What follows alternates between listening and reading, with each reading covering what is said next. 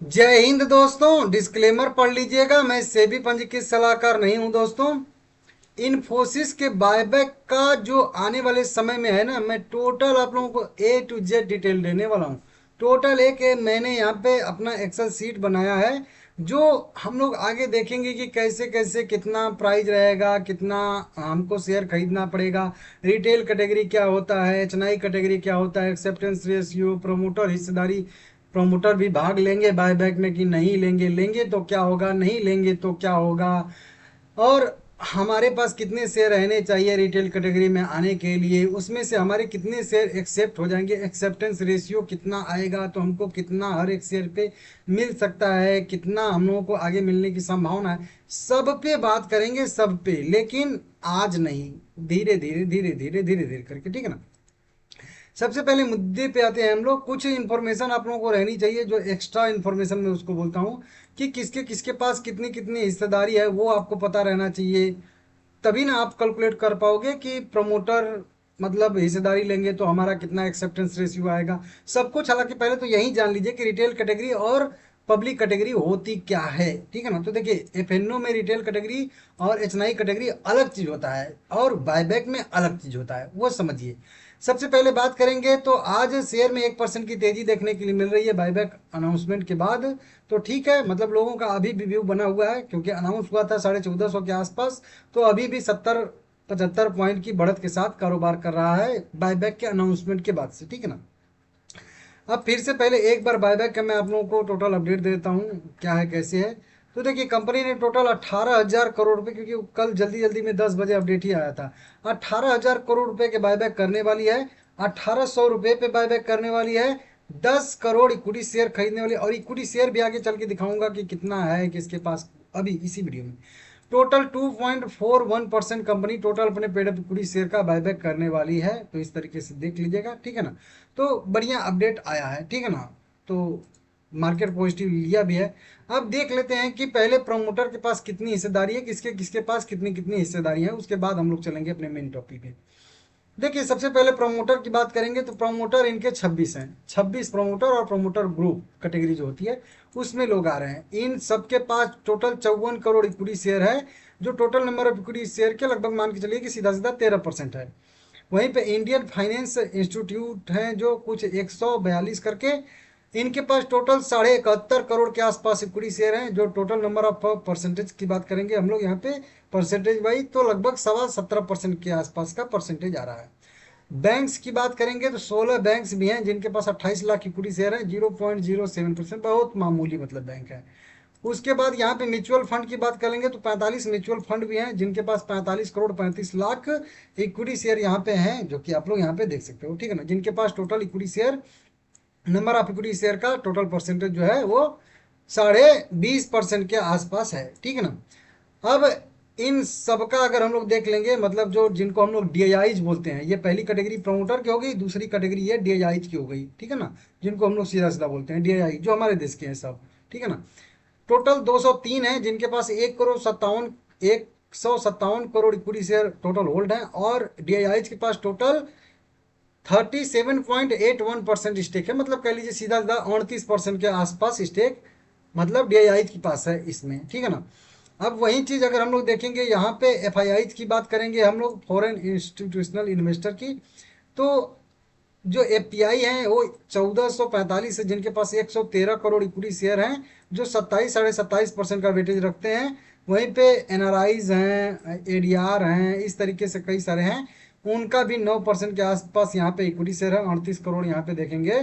तो क्योंकि एडीआर भी इसका ट्रेड होता है ना, तो वो 9% के आसपास उसका हिस्सेदारी है, वेटेज है। वहीं पे कुछ फॉरेन नेशनल एंड ओवरसीज कुछ करके हैं, 11 वो हैं, 40 लाख इक्विटी शेयर है।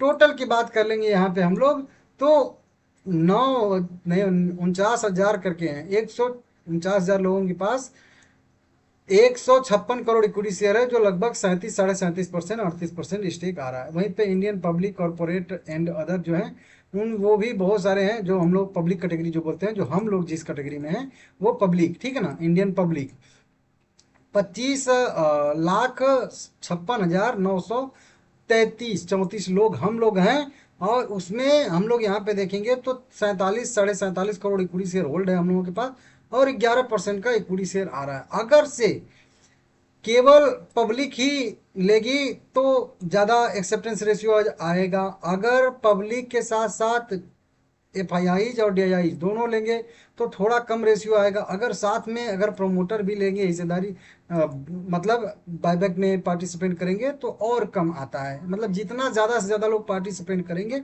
तो उसी 10 करोड़ में से सभी लोग बायबैक होगा ना, सभी का शेयर, ठीक है ना। और सभी नहीं बायबैक करेंगे तो हमारे ही बायबैक होंगे, जो हमारे पास 47 करोड़ 50 करोड़ इक्विटी शेयर है। तो अभी हमारे इक्विटी शेयर का लगभग 5 गुना कम है।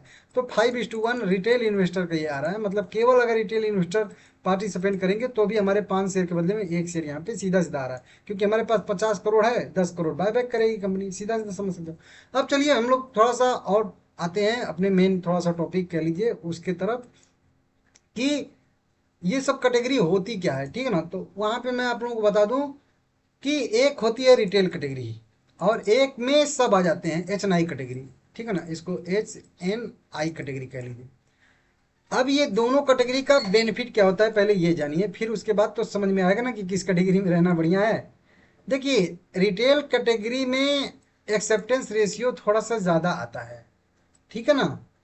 और HNI कैटेगरी में एक्सेप्टेंस रेशियो थोड़ा सा कम आता है। एक्सेप्टेंस रेशियो क्या बोल रहा हूँ, इंटाइटलमेंट रेशियो क्या बोल रहा हूँ, वो अभी मैं फिर से बता दूंगा आप लोगों को। बस इतना ध्यान दीजिएगा कि रिटेल कैटेगरी में जिनके पास जितने शेयर होते हैं और HNI कैटेगरी में जिनके पास जितने शेयर हैं, उनके शेयर मतलब बायबैक होने की संभावना, इनकी ज़्यादा शेयर बायबैक होते हैं, HNI कैटेगरी वाले कम होते हैं। उदाहरण के तौर पे समझा दूं कि आपके पास मान लीजिए कि रिटेल इन्वेस्टर के पास, यहाँ पे रिटेल इन्वेस्टर के पास मान लेते हैं 100 शेयर है, वहीं पे HNI कैटेगरी के पास, क्योंकि उनके पास 100 रहेगा तो वो HNI में नहीं आएंगे, मान लेते हैं उनके पास 1000 इक्विटी शेयर है, मतलब लगभग लगभग परसेंटेज वाइज देखेंगे तो मान लेते हैं रिटेल इन्वेस्टर का यहाँ पे 2 इक्विटी शेयर बायबैक होता है, तो ये हम लोगों का आ जाएगा, या कह लीजिए 10, इसको कहिए 10, ठीक है ना, थोड़ा सा बड़ा रहेगा सही।